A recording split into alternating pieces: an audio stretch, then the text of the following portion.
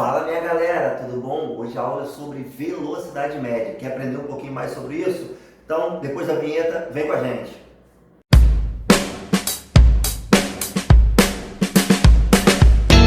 Vamos lá, agora que você está junto aqui, primeira coisa importante, não esquece, vai lá, se inscreve no canal, ativa o sininho para receber as notificações, curta, deixa o seu like, compartilhe com todo mundo que você conhece, porque a gente vai falar hoje de uma coisa muito legal, velocidade média.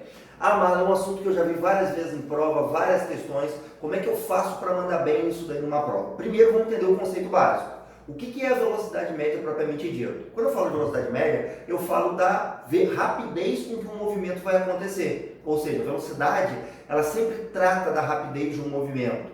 Isso quer dizer, na prática, que a velocidade média ela vai focar em duas grandezas importantes. O deslocamento e o tempo, como você pode perceber aqui. Então, quando eu falo de velocidade média, eu falo da razão entre o espaço e o tempo. Ou seja, eu estou avaliando o quanto eu consigo me deslocar em um certo intervalo de tempo, obviamente, para que isso aconteça. Tudo bem?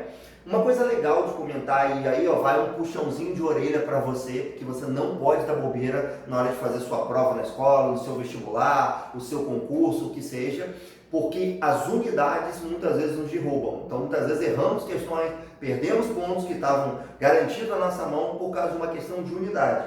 Então, para você ficar mais confortável, só para lembrar comigo, quando eu falo de ΔS, deslocamento, ou seja, a distância que você vai percorrer nesse trajeto aí, em linha reta, por exemplo, tá? A gente fala de metro, quilômetro, centímetro, milímetro e muitas outras unidades de medida ligadas ao comprimento.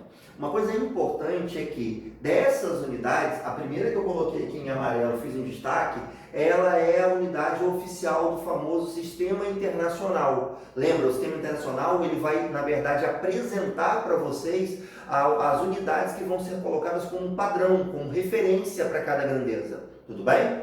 Quando a gente fala de tempo, a gente fala de segundo, hora, minuto, dia, semana, séculos, enfim, o que você quiser como unidade de tempo. Mas nós também lembramos que, oficialmente, o segundo acaba sendo para a gente a unidade do Sistema Internacional. E é óbvio, como a velocidade média é uma razão, uma divisão entre duas grandezas, então eu vou ter metro por segundo, como a nossa unidade, por exemplo, oficial, se eu usar o metro e o segundo, como eu falei anteriormente. Quilômetros por hora, centímetros por minuto. Quando você vai, por exemplo, um exemplo, nos Estados Unidos, né? Lá você mede muita distância em milhas. Então você tem muita unidade de velocidade como milhas por hora.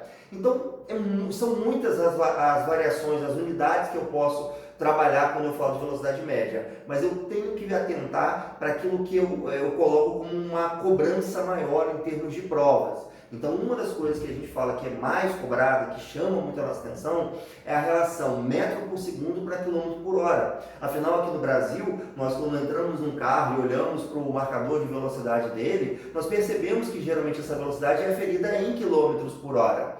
Então, é importante eu ter essa facilidade de conversão, caso seja necessário durante a resolução de uma questão. E isso tem muitas vezes matado, né? Prejudicado alguns alunos. Então, para você não cair nessa, vamos comigo aqui, ó. Perigo, né? Fica ligado. Como é que faz essa conversão de unidades, Marlon? Bem, para você entender o processo do zero, só para ficar mais fácil, 1 km por hora. 1 km em 1 hora. 1 km eu converto para metro. Lembra, 1 km são 1000 metros, tá certo? E 1 hora, não se esqueça, ela tem 3.600 segundos, tá? Não vai dar bobeira nisso. Lembra, a hora funciona, o tempo, né? Hora, minuto, segundo, funciona no sistema chamado de sexagesimal. Intervalos de 60 em 60, né? 1 hora, 60 minutos, cada minuto, 60 segundos. Então é importante a gente ter essa percepção. Então, 1 hora, 3.600. É óbvio que você vai cortar esses dois zerinhos aqui comigo. E aí você fica então com 10 sobre 36, que a gente simplificando por 10 em cima e embaixo, vai ficar 1 sobre 3,6 metros por segundo. Olha que maneiro, 1 km por hora virou 1 metro por segundo dividido por 3,6. Então, na hora de fazer o exercício, na hora de colocar isso em termos mais práticos, para você não ficar perdendo tempo fazendo isso muito, né, no braço, na hora, ali no meio da prova, a gente pode já guardar então essa ideia. Cada quilômetro por hora quando eu quero passar para metro por segundo, eu divido por 3,6. E quando eu quero trazer de metro por segundo para quilômetro por hora, eu multiplico por 3,6. Tá? Para quem tem problema com 3,6, vai uma dica muito legal. Você pode transformar isso numa fração, 36 por 10. Fazer até por regra de 3, que é uma coisa que muitos alunos fazem e dá super certo. A cada 18 km por hora eu tenho 5 metros por segundo, ou a cada 36 km por hora eu tenho 10 metros por segundo. E você consegue converter tranquilamente, sem dificuldade, caso a conta com vírgula possa ser um inconveniente para você na prova. Eu coloquei aqui do lado para te lembrar que você que é aluno, que está praticando, estudando para alguma prova, para um vestibular, para um concurso, para uma prova na escola, enfim, muitas vezes você está fazendo muito exercício. E eu acredito que você já deve ter percebido uma coisa muito curiosa. Como as questões hoje são mais contextualizadas, envolvendo mais situações cotidianas, situações do nosso dia a dia, existem então algumas velocidades que acabam aparecendo com muita frequência em prova. E de aparecer tantas vezes, a gente acaba até memorizando, mesmo que sem querer, a gente acaba guardando qual o valor dessas velocidades. Então é interessante, só por curiosidade, que você atende para isso. 54 km por hora dá 15 metros por segundo, 72, 20, 90, 25, 108, 30 metros por segundo. Perceberam uma coisa, só para confirmar? A cada 18 km por hora que eu aumento, olhem,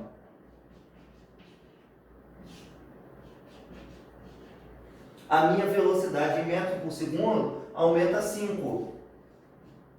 Percebam? Isso não é uma coincidência. Isso aconteceu justamente por quê? Porque eu tenho uma proporção de 18 para 5, ou seja, 3,6 que nós comentamos anteriormente. Tá? Então, para você, fica a diquinha aqui, ó. Você pode também trabalhar muito com essas velocidades usuais, provavelmente na sua questão, tá? E aí nós chegamos a uma parte importante. Para finalizar bem a nossa aulinha de hoje, uma coisa legal é observar alguns exemplos importantes que aparecem com rotina e prova. Essa questão aqui é bem legal. Imagina aqui que nós temos um corpo que ele vai se deslocar de A até B em linha reta.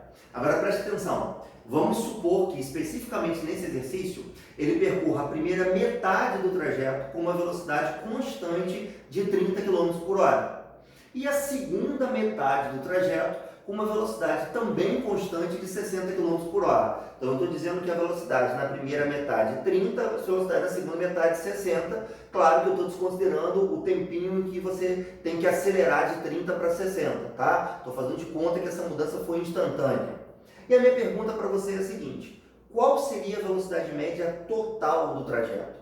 Então, para mudar de A para B, qual seria a velocidade média completa dele?